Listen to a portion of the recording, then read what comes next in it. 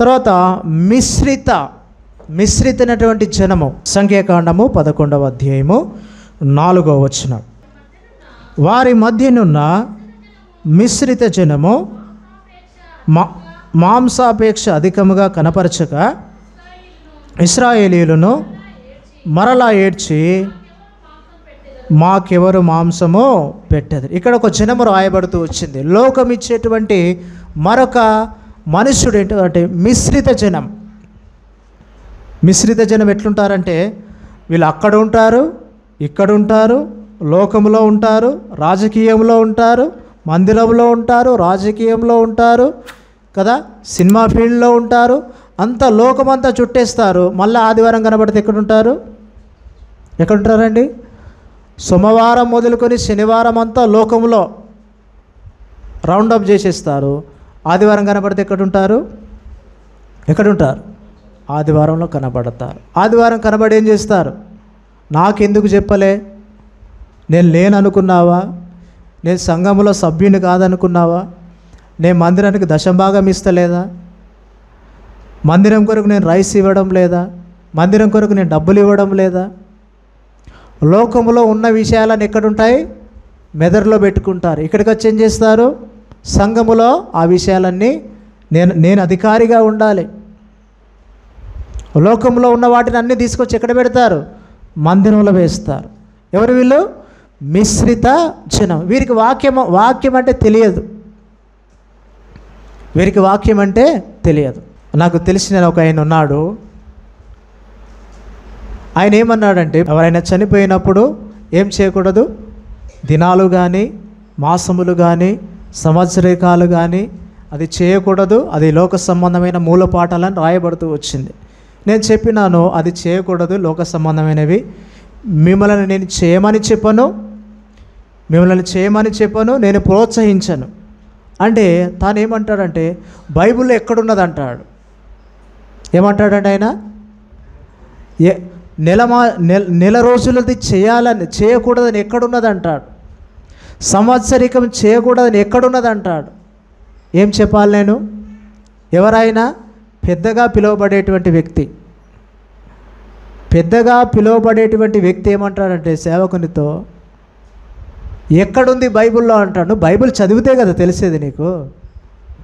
ఎక్కడుందో తెలియక సేవకుని అడిగితే నీకేం లాభం? బైబిల్లో ఉంది స్పష్టంగా. గలతీయులకు రాసిన పత్రిక 3వ అధ్యాయంలో, మీ విషయమై నేను పడిన ప్రయాసము వ్యర్థమైపోనేమో అని నేను ఏం చేస్తున్నాను? భయపడుచున్నానంటాడు పౌలు. ఆ పెద్ద ఏమంటాడంటే బైబిల్ ఎక్కడున్నది అంటాడు. లోకంలో అన్నీ తిరుగుతారు, ఇక్కడికి వచ్చి బైబిల్ ఎక్కడున్నది అంటారు. వేరెవరు వీళ్ళు? మిశ్రిత జనం. వీళ్ళ ద్వారానే నష్టం సంఘానికి.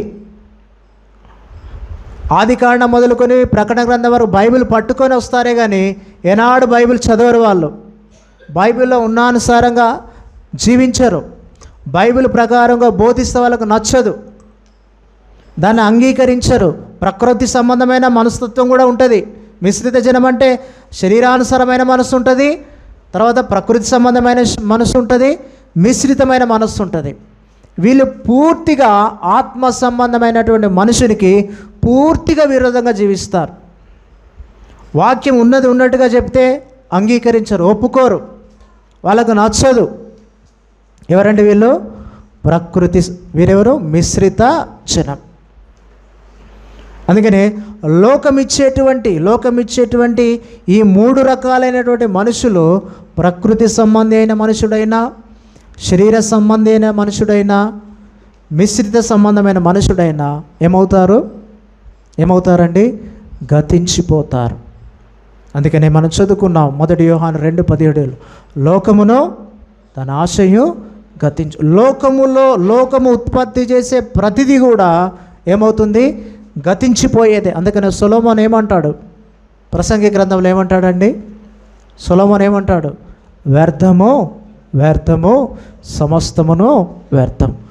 భూమి కింద, సూర్యుని క్రింద జరుగుతున్న ప్రతి మనుషులు పడే పనులలోని ప్రతి పాటలలో ప్రతిది కూడా ఏంటిదంట? వ్యర్థమైందే. భూమి మీద కేవలము ఎప్పుడు ఎల్లకాలం నిలిచేటి కొన్ని విషయాలే ఉన్నాయి. 1 కొరింథీ 15:58 రాయబడుతూ వచ్చింది, ప్రభువునందు మీ ప్రయాసము వ్యర్థము కాదు.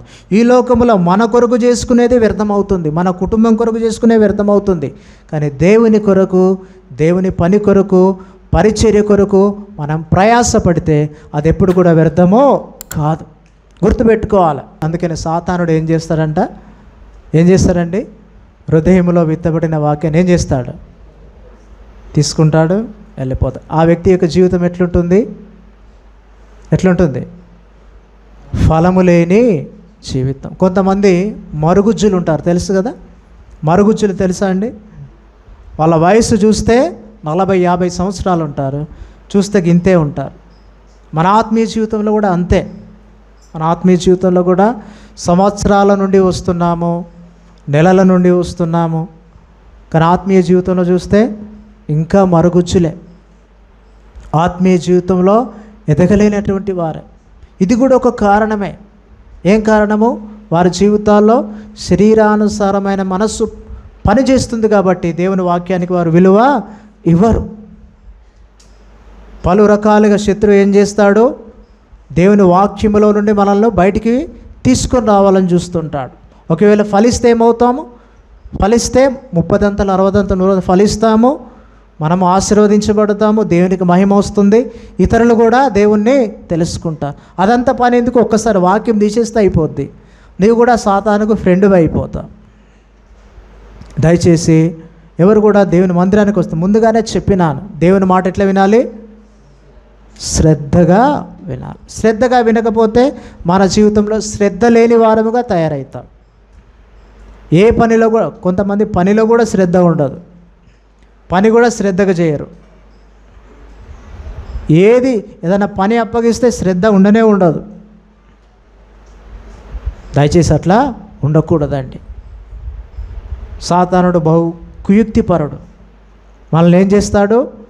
ఆత్మ సంబంధమైన మనుషునిగా ఉంటే వానికి నష్టం మన ద్వారా. అందుకని ఏం చేస్తాడు?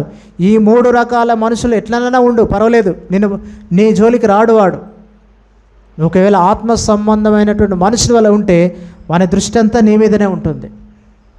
నిన్ను ఏ విధంగా పడగొట్టాలా, ఏ విధంగా శరీరంలోనికి లాగాల, ఏ విధంగా ప్రకృతి సంబంధ మనుషులకి లాగాల, ఏ విధంగా మిశ్రిత జనములోనికి లాగాలని వాడు ఎప్పుడు చూస్తూ ఉంటాడు. కాబట్టి దేవుని వాక్యం సెలవిస్తుంది, మన జీవితాల్లో ఈ 3 రకాలైనటువంటి మనుషుల వల్ల మనం ఉండకూడదు. ఈ 3 రకాలైనటువంటి మనుషులు ఎక్కడున్నారు చెప్పండి? లోకములో ఉన్నారు.